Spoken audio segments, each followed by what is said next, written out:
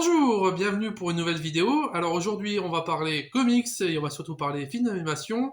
Oui, j'ai envie de parler d'un film parce que je fais ce que je veux sur la chaîne. Il y a tellement pas beaucoup de vidéos que voilà, je fais ce que je peux. On va parler du nouveau film d'animation Spider-Man Across Spider-Verse avec mon accent magnifique, avec Nicolas Moi et deuxième Nicolas. Salut. Voilà, il a travaillé son entrée. Ouais. Voilà, à fond. Donc Nicolas, voilà. Enchanté. Voilà, il y en a un qui a une carrière et l'autre Il y en est a en un qui études. est cosplayer. Voilà, parle plus pas. Et je parle plus fort. Voilà, c'est bien. Oh, Alors du coup, Nicolas, donc qui est notamment cosplayer, qui fait Spider-Man. Vous avez dû le voir sur des posts sur la boutique. Il sera présent à la journée comics. Donc je sais pas si elle sera passée ou pas. Donc c'est le 10 juin. Donc peut-être que vous l'auriez déjà vu ou pas. C'est mystère. Donc j'espère qu'il va faire du bon boulot parce que sinon on le vire. Mais il n'est pas employé, donc voilà. Ouais. Voilà. Malheureusement. Voilà. Donc bonjour Nicolas. Bonjour. Bonjour.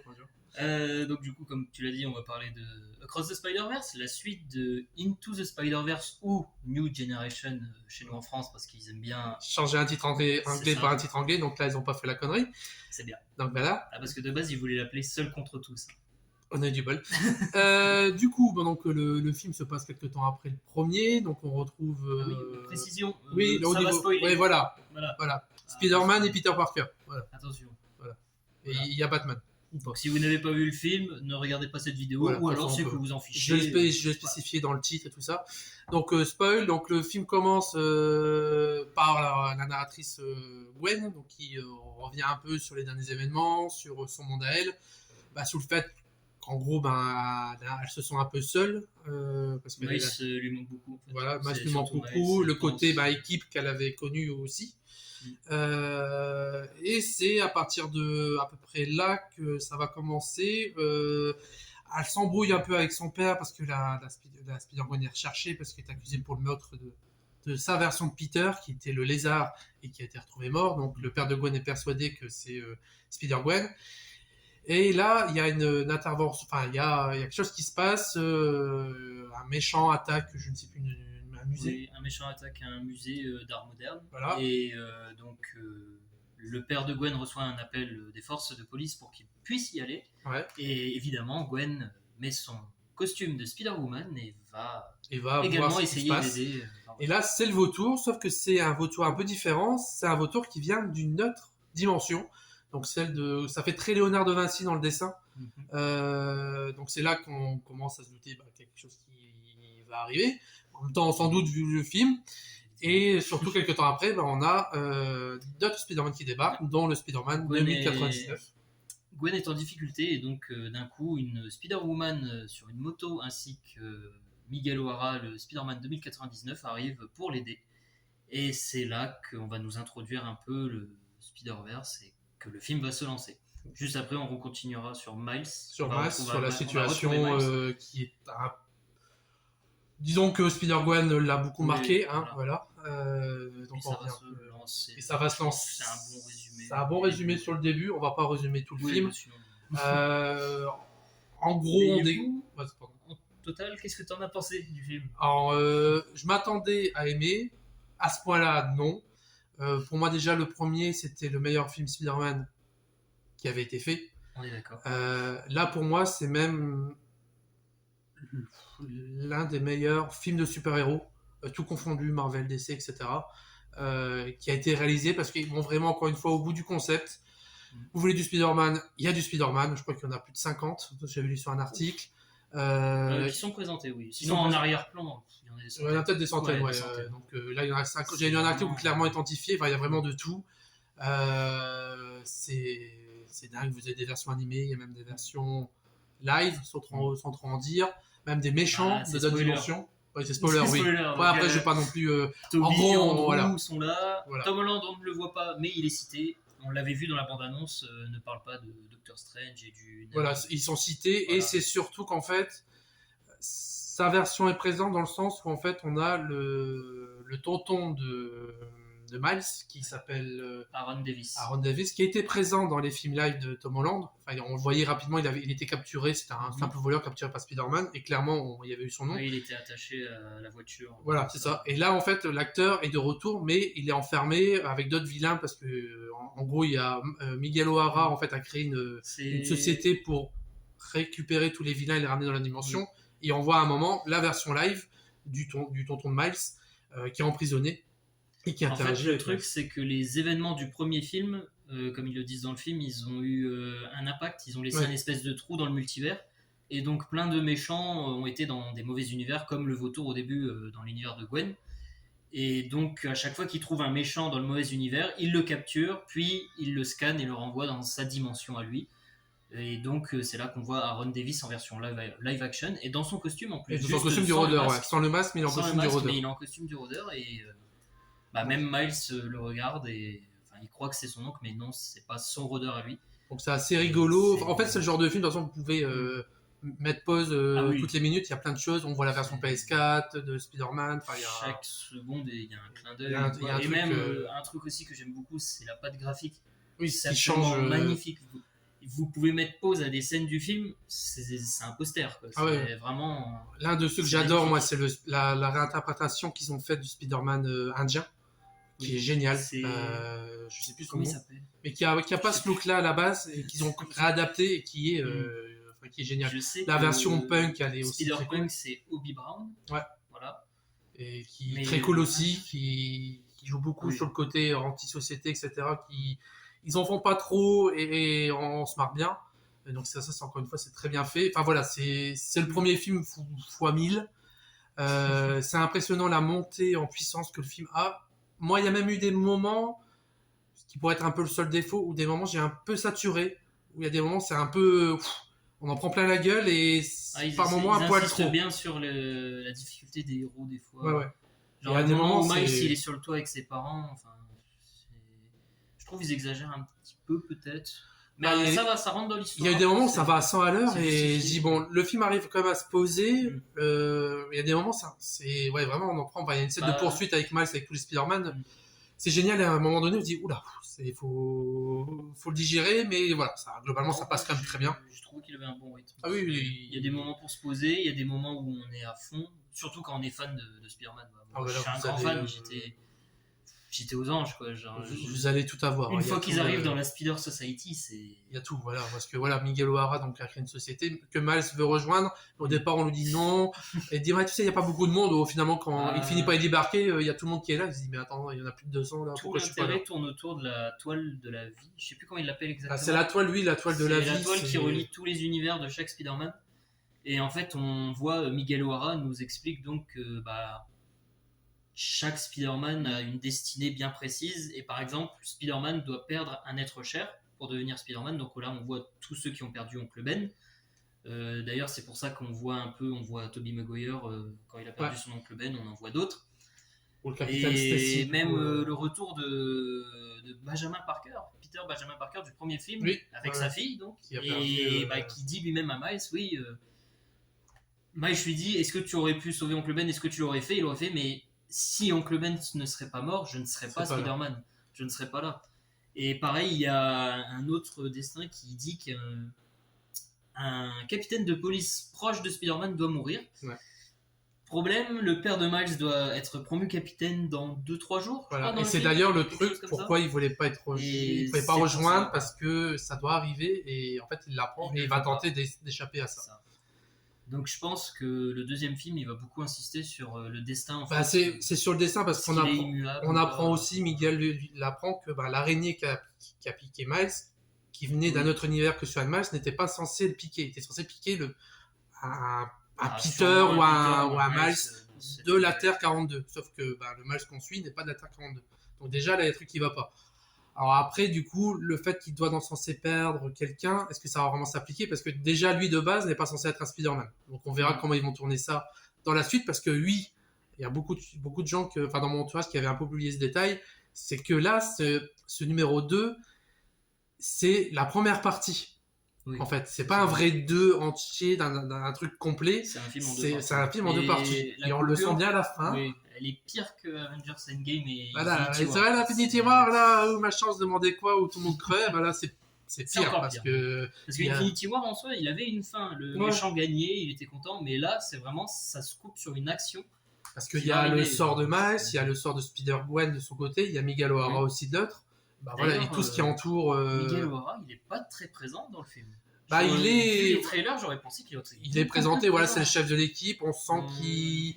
On voit vite fait son origin story, Voilà.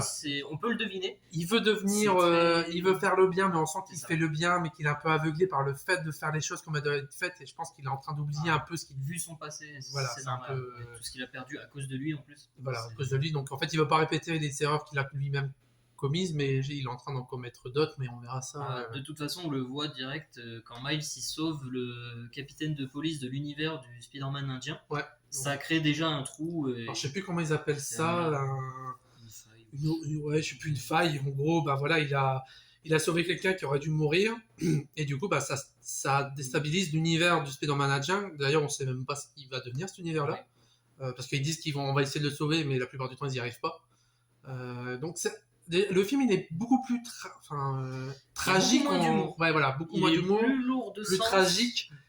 Et moi je me suis demandé en le voyant, est-ce que des enfants d'une dizaine d'années vont vraiment être En bas âge, non. Je ne vont pense vraiment pas. être investis, parce que Enfin, autant le premier, comment dire. bon, il y avait déjà des thématiques adultes, mais bon, il y avait quand même des personnages, il y avait Spider Cochon, il y avait Spider-Man Noir, Même qui, l'histoire était plus simple. elle était Il plus pouvait battre un simple, méchant, comme il y avait ça. la version manga. Là, on est quand même sur des choses, sur pourquoi Miguel O'Hara fait ça, parce que voilà, il a perdu tout un monde.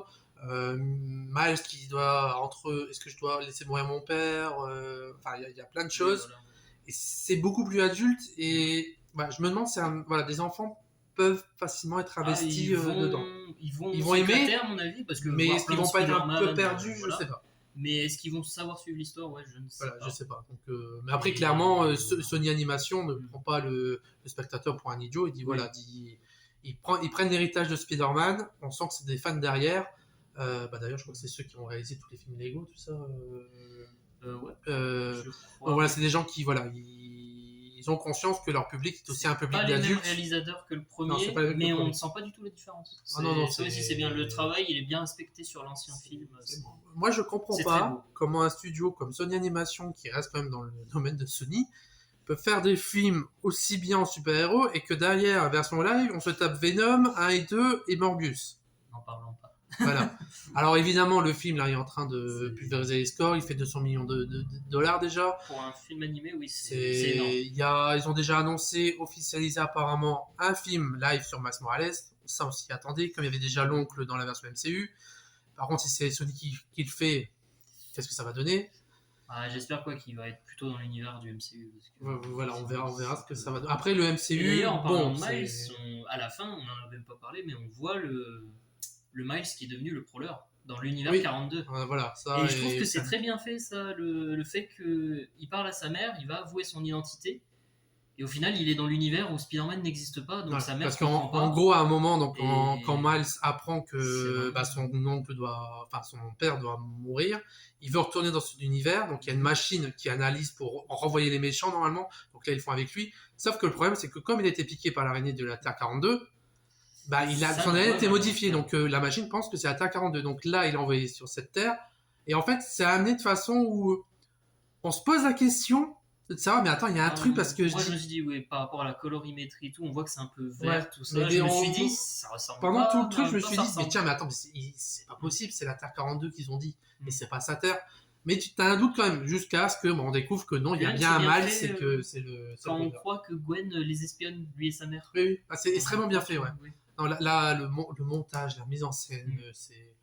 Il joue sur tous les trucs, sur les différents Spider-Man. Il y a un moment, il y a Ben Reilly qui est du coup un clone. C'est une blague. Et ils ont fait une blague sur le fan parce que c'est un personnage qui a été très torturé dans la saga du clone. Et voilà, il joue là-dessus. Il y a un Spider-Man chat, il y a un Spider-Man dinosaure, il y a le Spider-Man cowboy, enfin les trucs, mais c'est.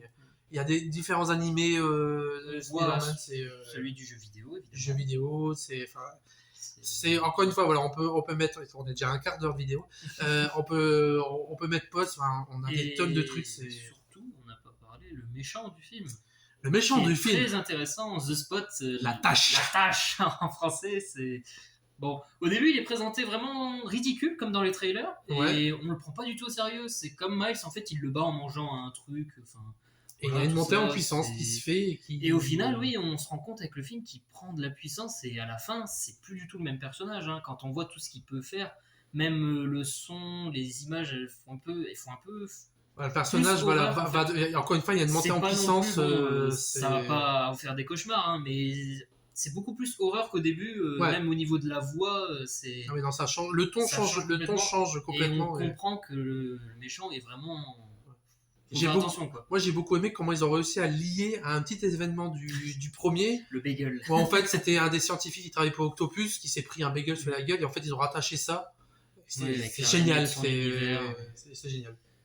Et voilà, enfin, bref, il y a plein de choses qu'il y aurait à dire. Hein. En gros, c'est bien. On va parler vite fait comics. Sur des choses qu'on pourrait lire, il y a notamment le run de Straczynski, où on a le premier personnage de Morlun. Morlun, qui est un personnage qu'on va voir plus tard quand ils vont aborder tout ce qui est Spider-Verse, qui est en gros une espèce de vampire qui mange tous les Spider-Man de différentes dimensions. Donc ça, c'est génial.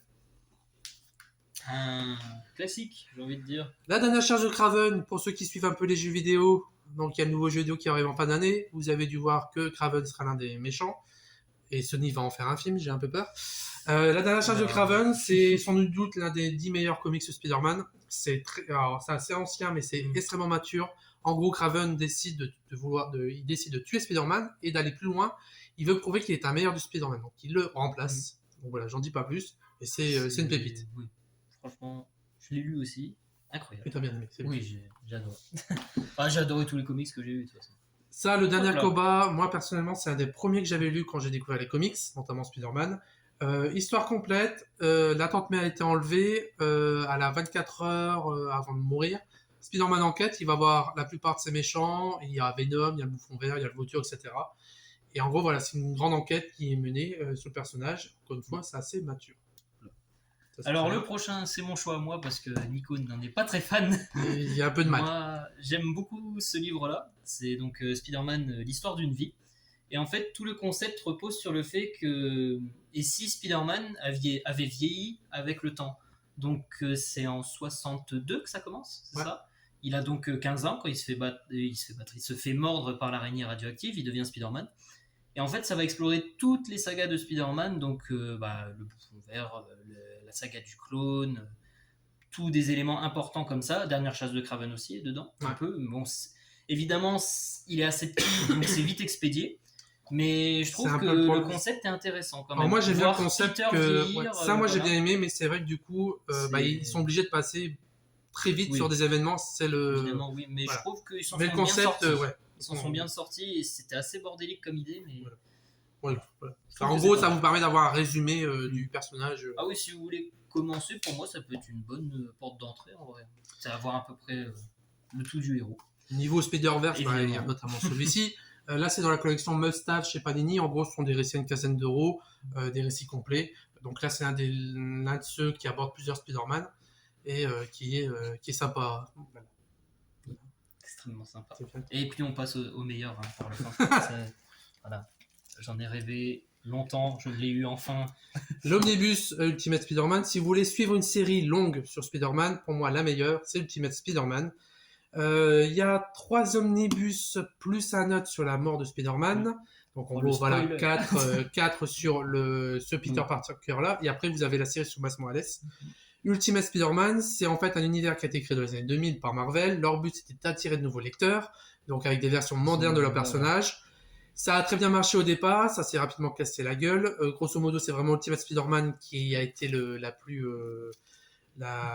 mieux traitée en fait du lot, parce qu'il y a Ultimate X-Men qui a bien marché mais qui s'est arrêté. Vous avez eu Ultimate qui était les Avengers qui a bien marché au départ et qui s'est cassé la gueule aussi.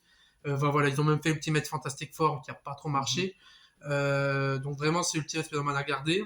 Donc il y a un autre univers que l'univers standard des comics où du coup c'est dans cet univers-là que Miles Morales est arrivé. Bon, depuis, il y a eu des événements qui sont passés sur les comics, ils ont tout fusionné et c'est bon, il n'y a plus qu'à son univers. Enfin voilà, c'est une série qui est géniale. Mais ouais, vraiment, Ils ont fait un jeu vidéo, c'était sur Mm. PS2, je crois, qui était très c'est cool. incroyable. Dans le dernier jeu, Spider-Man, je crois qu'on pouvait avoir le costume. Enfin bref, voilà. Non, vraiment, c'est un comic. J'ai donc lu les 3 premiers et c'est vraiment c'est super. Le traitement, que ce soit des méchants, etc. J'aime beaucoup. Voilà. Bah voilà, bah c'est tout. Bah voilà. Bah, merci Voilà. Merci. de ton invitation. Merci Nicolas. Merci Nicolas. Voilà. Voilà. Voilà. Une bonne journée. Voilà. Salut. Ou bonne soirée. Ou... Oui.